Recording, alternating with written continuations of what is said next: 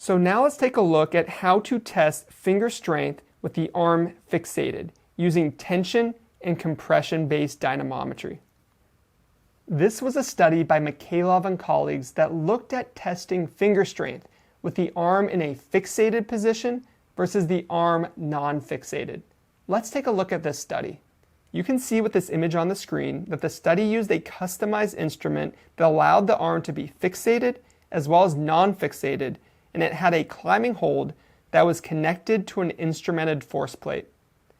They looked at arm fixation versus non-arm fixation and the ability to generate grip force in 22 male climbers. The climbers performed 2 maximal strength and all-out tests with the arm fixated, with shoulder and elbow flexed at 90 degrees, and without the arm fixated, shoulder flexed at 180 degrees with the elbow fully extended. They then also tested the reliability. So in this study, they showed that arm fixation provides more reliable results. However, they recommended the position without arm fixation is what should be used when testing and relating to climbing ability. So what do we do in the rehabilitation setting? Well, I like to use both. I know that arm fixation is going to isolate out the finger flexors without contributions from the rest of the body. And I know that when a climber climbs and they move on the wall, they're not going to climb in that manner. So I also need to test with their arm non-fixated. In combining testing arm fixated with the arm non-fixated, you can gain a holistic picture of the climber's performance of their fingers. So let's look at testing a climber's position and the climber's ability to generate force with the arm fixated. We have a lashing strap that's hooked to a ceiling anchor. We can use a chain if we want to make sure that there's no attenuation of shock or force. We then have a crane scale, a dynamometer, or anything that measures the amount of pull. And then we have some type of grip device, whether it is a tension block, a grip pull, whatever device that you want to measure your finger strength, and you have a lot of different options here. Now you can perform this testing with a tension-based dynamometer or a crane scale, and you can perform it with one arm, or you can perform it with both arms. There's benefits and drawbacks to each. One benefit of performing with 2 different dynamometers is it's a lot quicker, and you can go through your assessment and testing with a lot more ease and a lot more efficiency. But a negative to that is the climber's attention needs to be forward. They may potentially, when they're gripping with 2 dynamometers at one time, turn their gaze towards one side and neurologically bias that side. So you need to make sure that their face is facing forward. Additionally, they need to be the same exact height. As you can see with this video here, the portable hangboards are in the exact same position. However, the dynamometers and the slings are in different positions. So you need to make sure that the grips are in the exact same position to quantify strength side by side. You can see here testing with a single arm that it's much easier to control variables. And the single arm dynamometer can then be placed on the opposite side and the same exact test and measure can be repeated. So you can use this tension-based dynamometry with the arm fixated to test finger flexor strength. And you can do so with 2 arms at one time or a single arm. You can also choose which grips you want to use. So here's an example of using a half crimp grip using a portable hangboard. Maximal force. When you're ready, and go. Pull, pull, pull, pull, pull, pull, and relax. And here's an example of testing a single finger using the arm fixated with a portable hangboard and a tension-based dynamometer. And when I say go, maximal pull. Go for it. Go, go. 3, 2, come on. And relax. We can go ahead and we can take a look at the reading. We can compare each finger to each other, then we can compare to the opposite side. Sweet. Now, one thing to note with tension-based dynamometry, you are going to have a little bit of attenuation of force through the nylon strap that you're using above, as well as through the cordelette on the portable hangboard.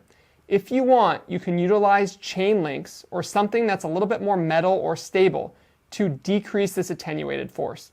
But if you're using the same system on one side versus the other, it's a lot easier to change the tension and change the height and change the position with a lashing strap on top.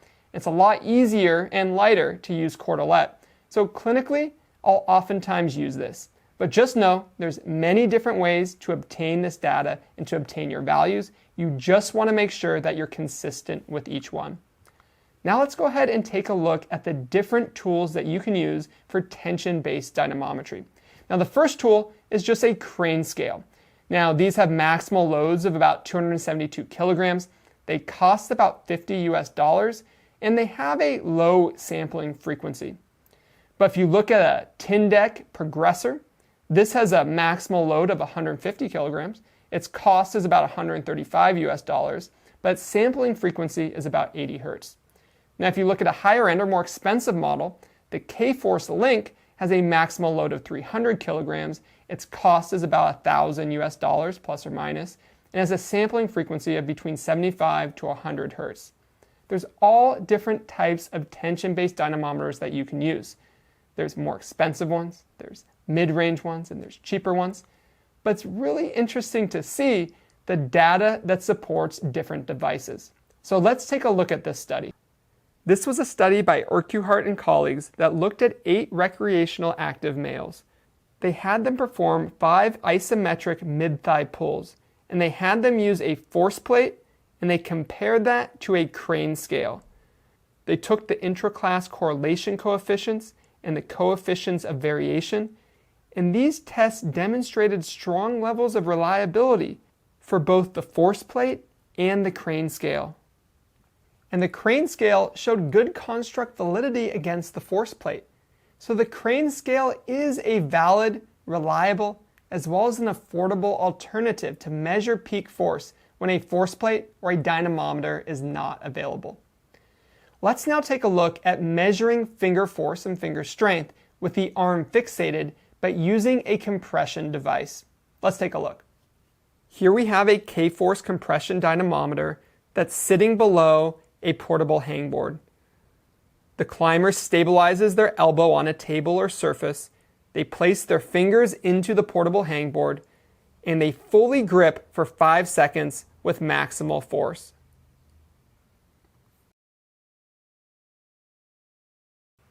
So we have all these different ways to assess finger strength and finger force in rock climbers. But why does this matter? How do we relate this to injured climbers? Well, this was a study by Urutaganega-Urbieta that looked at grip strength with rock climbers and associated it and compared it with bone tendon distance. They looked at 39 rock climbers with A2 or A4 pulley injuries of the third and fourth fingers. So in this study, they took climbers who had pain upon palpation of the pulley, they had an ultrasound bone tendon distance that was increased, and they had a decrease in finger grip strength. They utilized 3 different grip types during this testing: a one-finger crimp, an open crimp, and a closed crimp. And what they showed was a finger grip strength deficit percentage of greater than 41% when performing a one-finger crimp is equivalent to a high-resolution ultrasound tendon bone distance of greater than 2 millimeters. And what they showed in this study was a decrease in finger grip strength could be considered diagnostic for A2 and A4 pulley injuries to the third and fourth fingers. So this information is so helpful. Knowing in this study that a 41.4 deficit in a one-finger crimp grip on one side, the affected side compared to the other, may be indicative of a pulley rupture, and it correlates with ultrasound findings of a tendon bone distance of greater than 2 millimeters, helps us diagnostically, clinically, determine if a climber has a pulley sprain. Now, of course, we have to allow ourselves to correlate this to other measures. We can use clinical criteria, active range of motion, palpation, muscle tests, and subjective reports, and we combine all of this together into a picture for the climber. But this research is starting to draw correlations between the performance of a muscle and the actual pathology of a pulley sprain.